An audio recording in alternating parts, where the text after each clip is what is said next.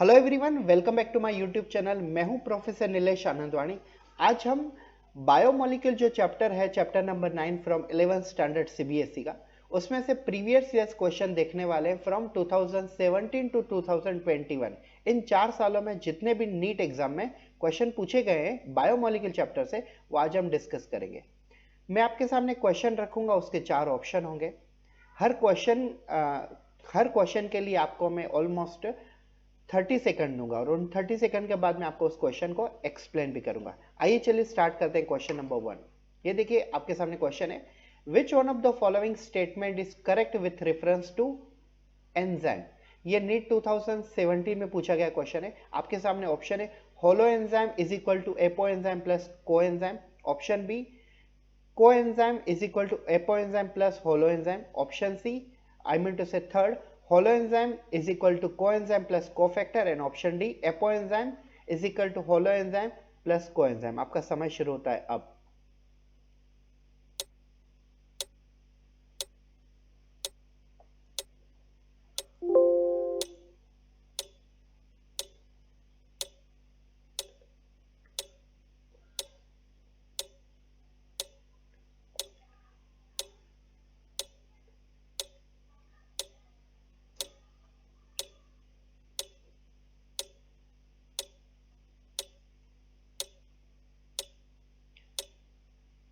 So guys, आपका समय खत्म होता है यहाँ पे।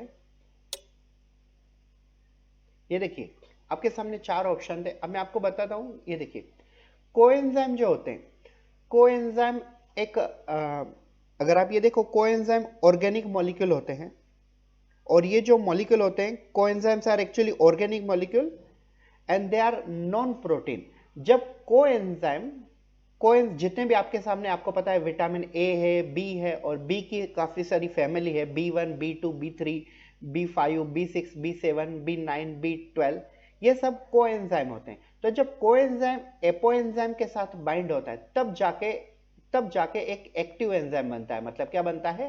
होलो एंजाइम बनता है। तो हमारा जो क्वेश्चन नंबर 1 है उसका आंसर होगा A, holoenzyme is equal to apoenzyme plus coenzyme. Moving towards question number 2। अब जितने भी क्वेश्चन आपके सामने आ रहे हैं आप उनके स्क्रीनशॉट भी ले सकते हैं, ठीक है। चलो question number 2, which one of the following are not polymeric. Options are, option A protein, option B polysaccharide, option C lipid and option D nucleic acid. ये 2017 में ये भी पूछा गया। चलो आपका समय शुरू होता है अब।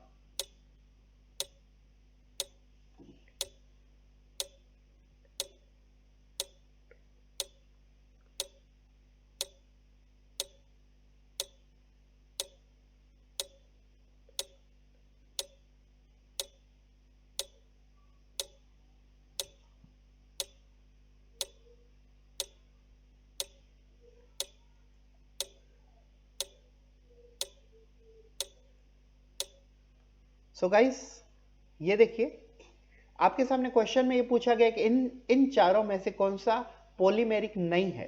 तो ये देखिए, प्रोटीन जो होता है, protein long chain of amino acid से, long chain of amino acid मतलब अमीनो एसिड से बनता है। और प्रोटीन में कभी कभी दूसरे कंपोनेंट भी आ सकते हैं, जैसे नॉन प्रोटीन पार्ट होते हैं। तो प्रोटीन जो होते हैं ये तो पॉलीमेरिक होते हैं ऑब्वियसली। पॉलीसेकेराइड जैसे स्टार्च है, सेल्यूलोज है, ग्लाइकोजन है, ये छोटे छोटे मॉलिक्यूल मोनोसेकेराइड से बनते हैं, तो ये भी पॉलीसेकेराइड होते हैं। और ये जो लिपिड होते हैं, लिपिड सिर्फ फैटी एसिड से बनते हैं, तो ये पॉलीमेरिक कंपाउंड नहीं होते हैं। अब न्यूक्लिक एसिड अगर आप देखो तो न्यूक्लियोसाइड और न्यूक्लियोटाइड से बनते हैं। तो लिपिड जो होते हैं वो पॉलीमेरिक कंपाउंड नहीं होते हैं, वो मोनोमेरिक कंपाउंड होते हैं। मोनोमेरिक मतलब सिर्फ सिंगल मॉलिक्यूल नहीं, ये भी पॉलीमर है लेकिन नॉट पॉलीमेरिक कंपाउंड में कैटेगरी में आता है। तो हमारे सामने जो आंसर है वो है third, lipid. Moving towards question number 3, two functional group characteristics of sugar are.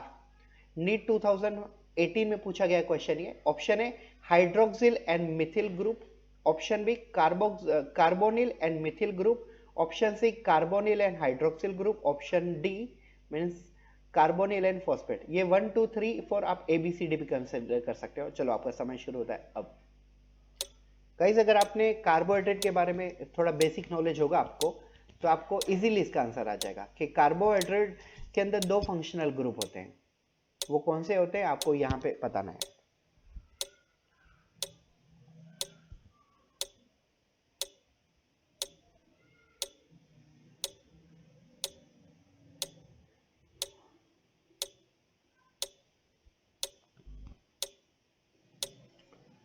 So guys आपका समय खत्म होता है यहाँ पे। तो ये देखिए कार्बोहाइड्रेट के अंदर कार्बोनिल और हाइड्रोक्सिल ग्रुप, ये जो दो फंक्शनल ग्रुप अलग अलग होते हैं। अब कार्बोनिल ग्रुप आप अमाइनो ग्रुप भी, सॉरी कीटोन ग्रुप भी कंसिडर कर सकते हो ऐसे। तो ये दो फंक्शनल ग्रुप जो होते हैं वो कार्बोहाइड्रेट में होते हैं। 2018 में पूछा गया ये नीट में क्वेश्चन। चलो next question. Concavalin is A is option A an alkaloid, option B an essential oil, option C a lactin, option D a pigment। NEET 2019 में पूछा गया क्वेश्चन। चलो आपके सामने टाइम शुरू करते हैं हम।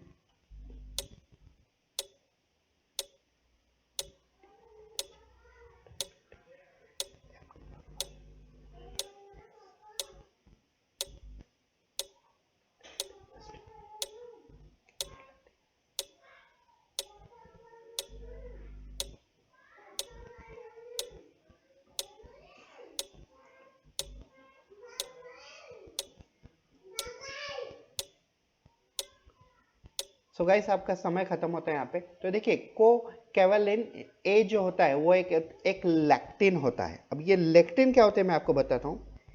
ये देखिए it is a regeneration and result into abnormal amorphous wall and it is readily digestible gamete lytic enzyme। ये गैमेट जो होते हैं, गैमेट जैसे ओवम है, स्पर्म है, उनको लाइटिक करने के लिए, लाइसिस करने के लिए ये एक प्रकार का एंजाइम ही होता है लैक्टिन। तो हमारा जो आंसर है वो है third a lectin. Moving towards question number 5। Consider the following statement. NEET 2019 में पूछा गया है क्वेश्चन। स्टेटमेंट देखिए, coenzyme or metal ion that are tightly bound to the enzyme protein are called prosthetic group.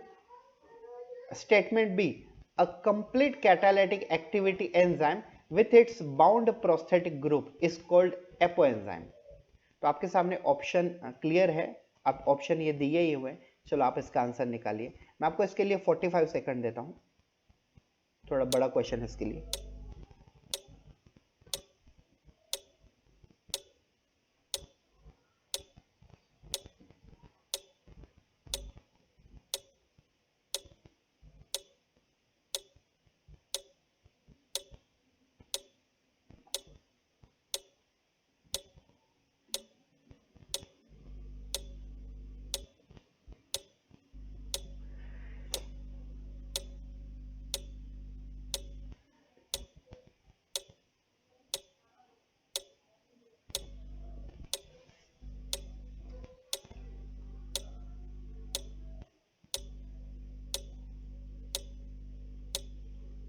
So guys ये देखिए इसका जो answer है मैं आपको बता दूं। देखिए कोएंजाइम और metal ions that are tightly bound to the enzyme protein are called prosthetic group. ये बात सही है। देखिए प्रोटीन के साथ जो नॉन प्रोटीन पार्ट अटैच होता है उसे हम कहते हैं प्रोस्थेटिक ग्रुप।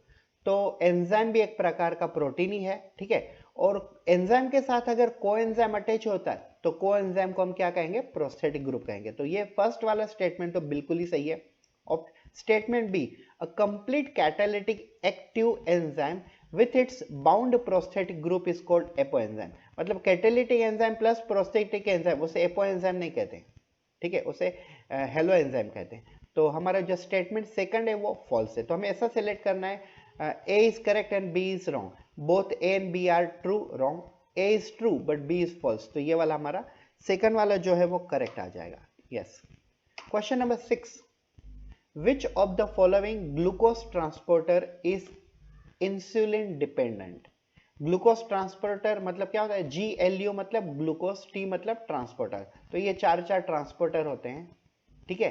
तो इनमें से कौन सा इंसुलिन डिपेंडेंट ग्लूकोज ट्रांसपोर्टर है? आपके सामने चार ऑप्शन है, glucose transporter 1, glucose transporter 2, glucose transporter 3, glucose transporter 4। आपका समय शुरू होता है अब।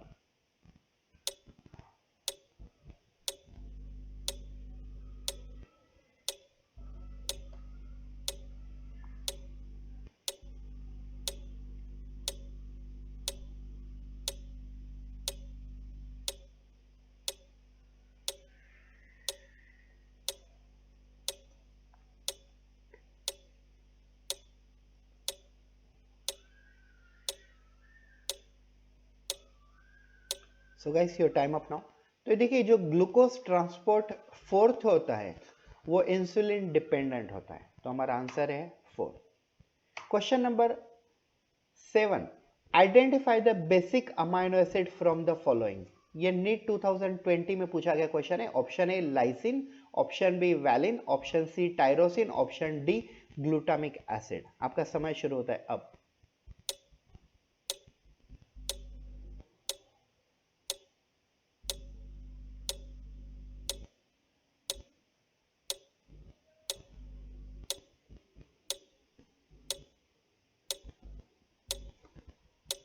मैं आपको ये बता देता हूं क्लियरली, लाइसिन जो होता है वो बेसिक अमाइनो एसिड होता है पीएच में। वैलिन जो अमाइनो एसिड होता है वो न्यूट्रल होता है पीएच में। आपका समय खत्म होता है यहाँ पे। और ये जो टायरोसिन होता है वो एरोमेटिक अमाइनो एसिड कैटेगरी में आता है, और glutamic acid acidic pH amino acid होता है। तो हमारा जो सबसे सिंपल बेसिक अमाइनो एसिड होता है वो बेसिक कैटेगरी का है, वो है लाइसिन। हमारा आंसर है A first. Question number 8, which one of the following is a most abundant protein in animal. NEET 2020 में पूछा गया क्वेश्चन है कि एनिमल वर्ल्ड में सबसे ज्यादा कौन सा प्रोटीन पाया जाता है। Option A lectin, option B insulin, option C haemoglobin, option D collagen. आपका समय शुरू होता है अब।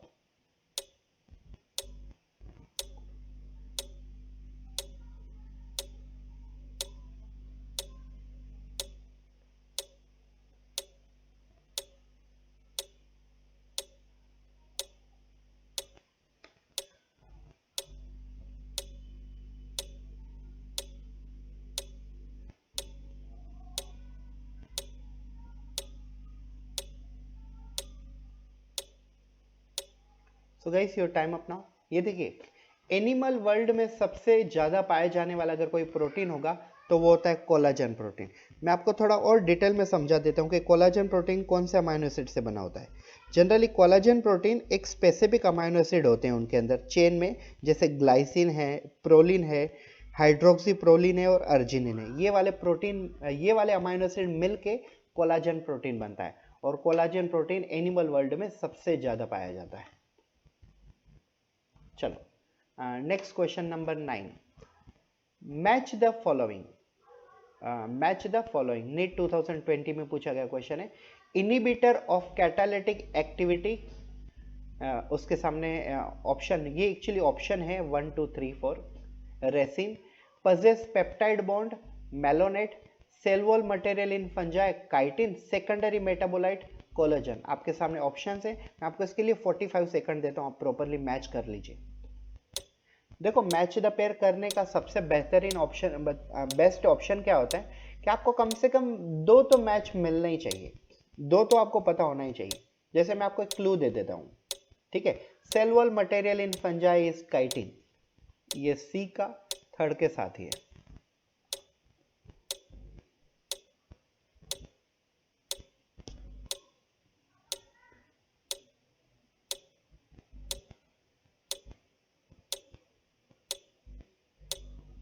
आप बाकी थोड़े गेस कर लीजिए।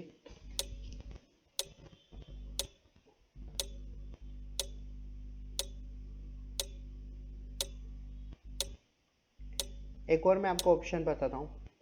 ये जो राइसिन है वो सेकेंडरी मेटाबोलाइट कैटेगरी में आता है, तो आप ये कंसिडर कर लीजिए सी का हमें मैच करना है थर्ड के साथ और डी का हमें मैच करना है फर्स्ट के साथ। तो आप ये देखिए सी का थर्ड के साथ कहाँ मैच हो रहा है, सी का थर्ड के साथ सिर्फ थर्ड ऑप्शन में मैच हो रहा है, और डी का फर्स्ट के साथ मैच हो रहा है। तो आप डायरेक्टली क्लिक कर लीजिए थर्ड वाला ऑप्शन, ठीक है।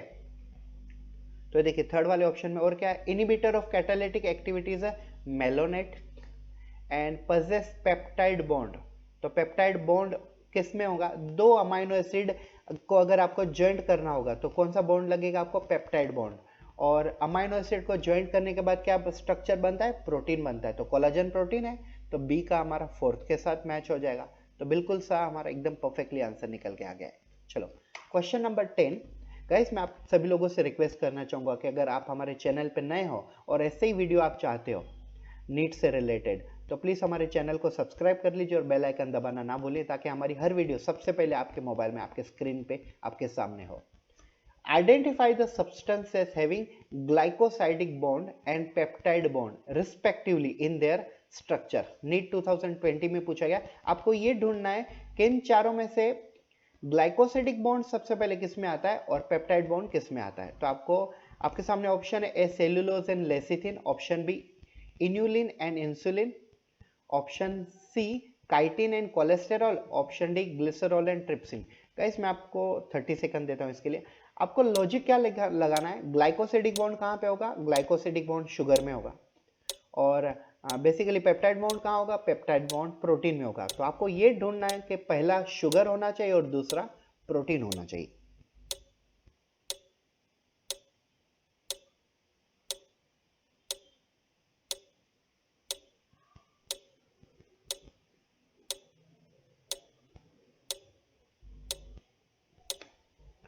सो गाइस आपका समय खत्म होता है यहाँ पे।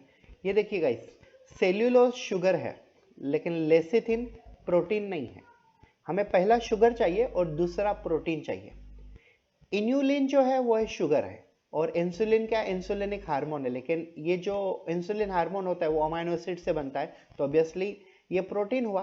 तो पेप्टाइड बॉन्ड किस में मिलेंगे हमें, इंसुलिन में मिलेंगे, और ग्लाइकोसिडिक बॉन्ड किस में मिलेंगे, इन्यूलिन में, मतलब शुगर में मिलेंगे। Clear guys? तो ये हमारा आंसर हो जाता है सेकंड। काइटिन ये फंगल सेल वॉल है, और लेकिन कोलेस्टेरॉल जो है वो लिपिड का कैटेगरी में आता है। ग्लिसरॉल भी लिपिड है, ट्रिप्सिन एक प्रकार का प्रोटीन है। तो हमारा आंसर है सेकंड।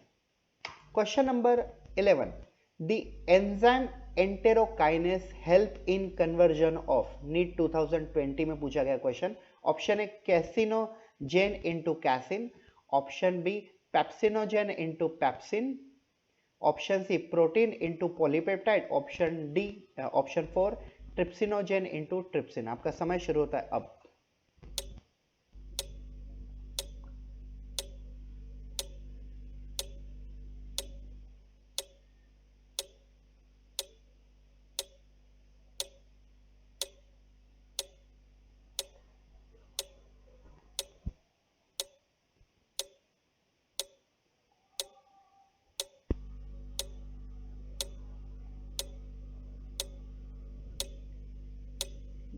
गाइस ये आपने चैप्टर नंबर 16 में भी पढ़ा होगा, डाइजेशन एंड एब्सॉर्प्शन। एंटेरोकाइनेस क्या करता है, ये इनएक्टिव ट्रिप्सिनोजेन का कन्वर्जन एक्टिव ट्रिप्सिन में करता है। तो हमारा आंसर है 4।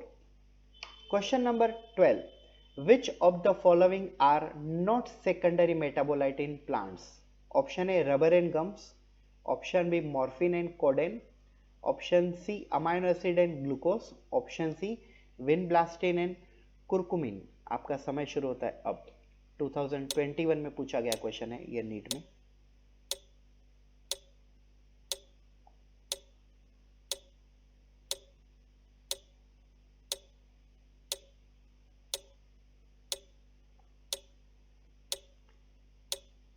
गाइस इसके लिए मैं आपको एक क्लू देता हूं। आप प्लांट को छोड़ दीजिए, आप सिर्फ ये देखिए कि इनमें से कौन सा प्राइमरी मेटाबोलाइट है। गाइस जिस न्यूट्रेंट की, जिन प्रोडक्टों की, आपका समय खत्म होता है, जिन न्यूट्रेंटों की हमें डेली रिक्वायरमेंट होती है उनको हम कहते हैं प्राइमरी मेटाबोलाइट। ठीक है, उनको हम कहते हैं प्राइमरी मेटाबोलाइट। तो आपका जो ऑप्शन है ना वो सी हो जाता है, अमाइनो एसिड एंड ग्लूकोज। चलो next question, which of the following RNS is not required for synthesis of protein.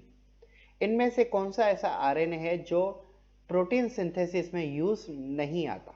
NEET 2022 में पूछा गया है। ठीक है, मैं आपको पहले siRNA का फुल फॉर्म बता देता हूं। ठीक है, it's a small interference ribonucleic acid, mRNA messenger ribonucleic acid, tRNA transfer ribonucleic acid, rRNA ribosomal ribonucleic acid.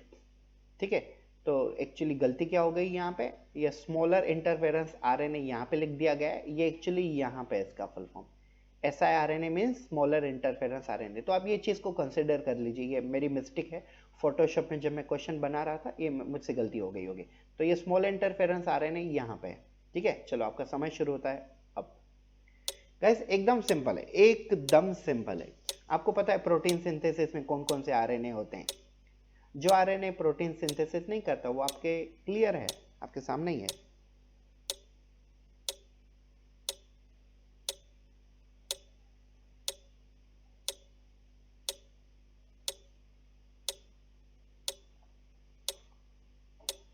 ये एक्चुअली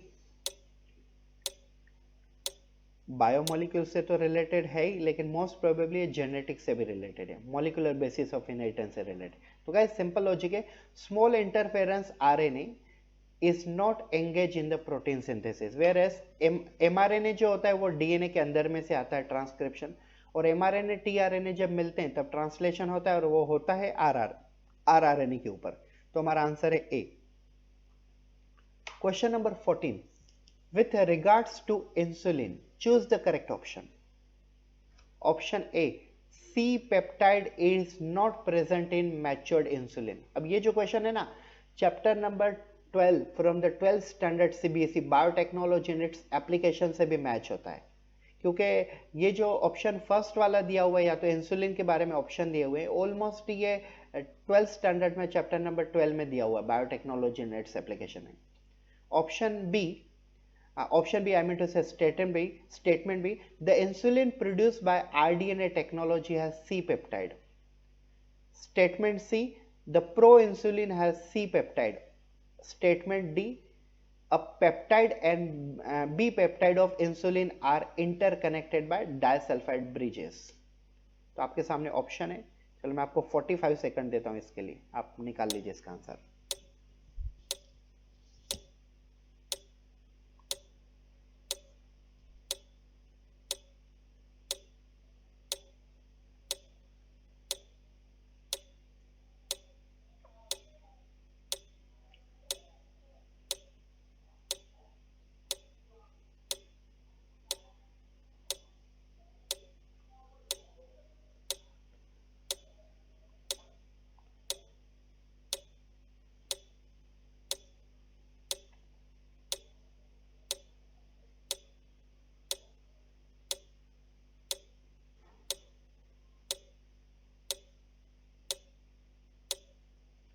सो गाइस यहाँ पे मैं आपको ये एक्सप्लेन करने से पहले मैं आपको इसका एक ऑप्शन बता रहा हूँ, ये देखिए।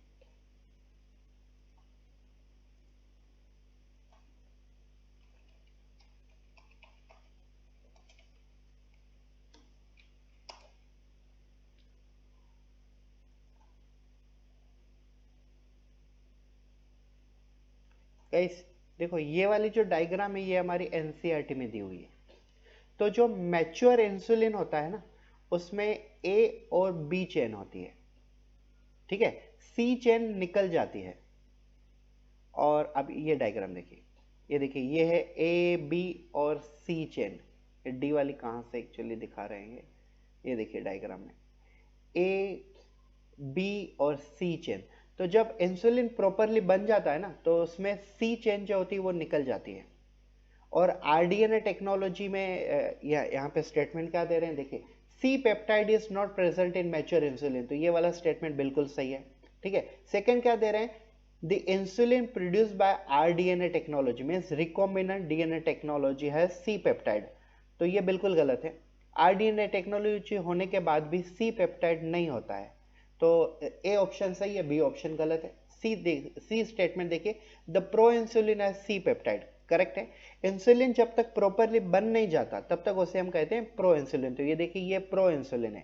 लेकिन जब ये प्रो इंसुलिन में से ये मैच्योर्ड इंसुलिन हो जाएगा ना, तो सी जो चेन है वो निकल जाती है, सी चेन निकल जाती है, ठीक है। तो हमारा जो स्टेटमेंट सी है वो भी करेक्ट है। और D, A peptide and B peptide of insulin are interconnected by disulfide bridge, correct है। ये जो A और B चेन जो होते हैं ना, ये देखिए SS बॉन्ड मतलब डाइसल्फाइड ब्रिज, A और B में जो डाइसल्फाइड ब्रिज है, तो ये सही बात है। तो इंसुलिन के अंदर A और B जो चेन होते हैं वो डाइसल्फाइड ब्रिज से कनेक्टेड होते हैं, तो हमारा ये भी स्टेटमेंट सही। तो B वाला रॉन्ग है, बाकी सब करेक्ट है। तो देखिए A and D only correct, no. Choose the correct answer from the option given below, तो ए एंड डी करेक्ट, ये गलत है। बी एंड डी ओनली, ये भी गलत है।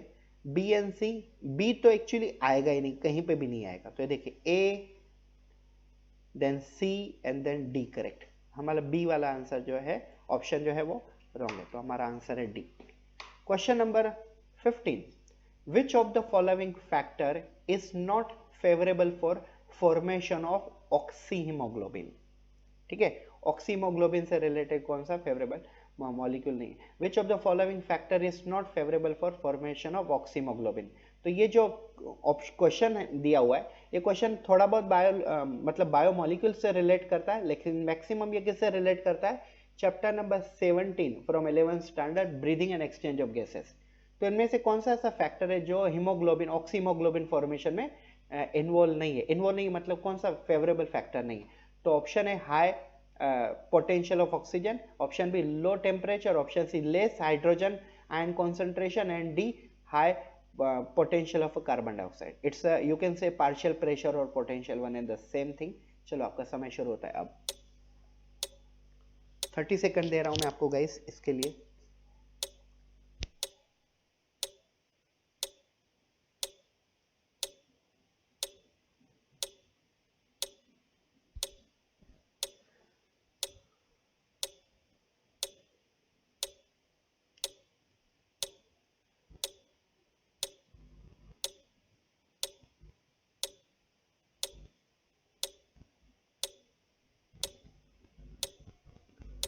गाइस समय खत्म होता है आपका यहाँ पे। तो देखते हैं इसका आंसर क्या है। इसका आंसर है गाइस लो टेम्परेचर। इसका आंसर है लो टेम्परेचर। चलो तो गाइस ये थे हमारे आज के, एक्चुअली मुझे लगा कि 16 क्वेश्चन है, टोटल 30 क्वेश्चन, एक्चुअली 15 क्वेश्चन यहाँ पे, 30 स्लाइड मतलब 15 क्वेश्चन। तो आज का ये हमारा question previous years question from the biomolecule from 2017 to 2021। Thank you so much guys. Genuinely मैं आपको बोलता हूँ कि अगर आप नीट की प्रिपरेशन अच्छी तरह से करना चाहते हो और ऐसे ही वीडियो आप इंटरेस्टेड हो तो प्लीज़ इस चैनल को सब्सक्राइब कर लीजिए। इस चैनल पे आपको ढेर सारे CBSE से रिलेटेड वीडियोस मिलते जाते हैं। Thank you so much, have a nice day.